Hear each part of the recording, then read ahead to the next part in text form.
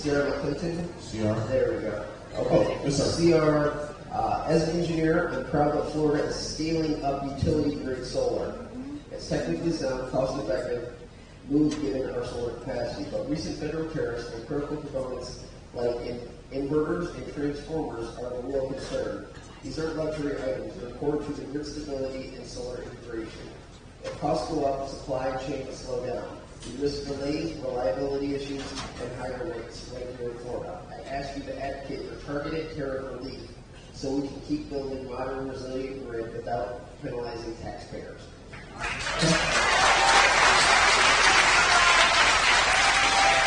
So first, I'm going to talk to tariffs writ large, and then I'll talk about the solar panel aspects of the overall grid in Florida. And actually, some of the things that we have to prepare going forward in our city. Number one, I think the president's path is, with respect to tariffs, is about resetting the relationship with global trade. That's, I gave you my opinion. So, I'm going to talk to you, sir, because everybody has an opinion. My view of the president's agenda is to reset the global balance of trade. For the last 70 years in the world, other countries have built their economies based upon the back of the American economy. We have lost manufacturing in the United States to other countries, and I did not agree with multinationals move manufacturing offshore. I did not agree with that, but they did that because we allowed for lax trade policies, and even worse, we didn't even enforce the trade agreements we had. We would let other nations abuse it, cheat it, etc. And I don't agree with that. So what the president is doing when it comes to trade writ large is he is trying to reset the balance in global trade to make sure America is on an even playing field. And that's as somebody who does believe in free trade. I believe in free trade.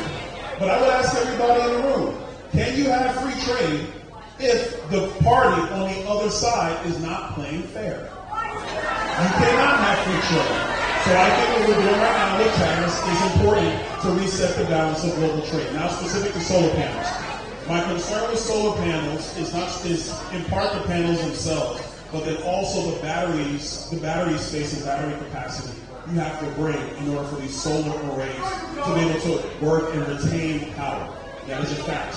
And so what's happening right now in our state is because a lot of more traditional power generation has been I want to say marginalized by the regulatory environment. I'm talking about coal, clean coal, oil, natural gas, nuclear. Are we allowed to talk about all the forms of power generation, or is that get blue too? I'm just trying to ask. Sir, hold on.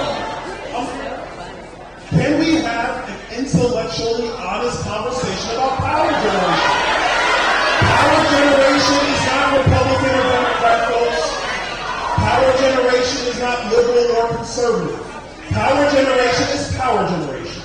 And we need baseload power, not just in Florida, but in the United States, if we're to keep pace with China and every other nation on the planet. That's a fact. Let's talk about power generation for a moment. The Chinese are not building solar panels. The Chinese are building nuclear reactors, and they're building coal-fired power plants. That's what they're doing. The French, our friends in France, are not building solar arrays. They've gone back to nuclear reactors. That's what the French have gone back to. Let's talk about our friends in Germany. The Germans are going back to nat gas and nuclear power because what they've realized is solar arrays, to the point of your question, does not provide enough base load power for what people need. That is the truth, especially when you factor in the fact that we have AI on the horizon, server farms are here, data centers are here, cryptocurrencies, digital assets are on the way. You need base load power. So, sir, to your question about solar, my concern with solar is that it doesn't provide enough baseload power for the future of Florida's needs. That is my concern. Secondarily, when you look at the life cycle of solar, from mining to when you have to get rid of the panels and you bury them in landfills, is that because a solar panel service doesn't last forever. It doesn't last forever, sir. You have, sir, relax now. I indulged you earlier, sir. Relax. I'm trying to answer the question. Thank you. Now, the issue with solar is when you take into account the entire life cycle, it is dirtier than nuclear power. That is a fact. It is dirtier than nuclear. If you were going to ask me what I think the future of Florida's grid, or quite frankly the grid of the United States, it is with small modular reactors, micro reactors, and new reactors to create a much deeper bench of baseload power for the United States.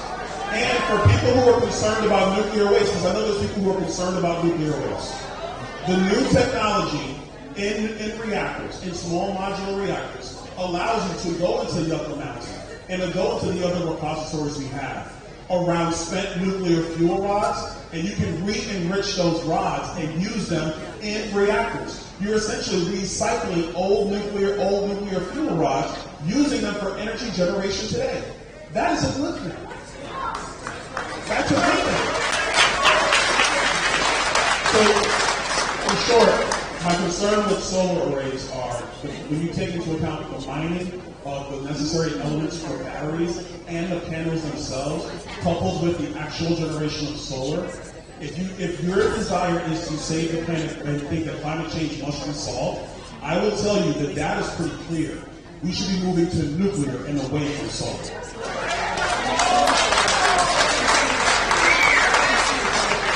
Okay, next question. Catherine Cohen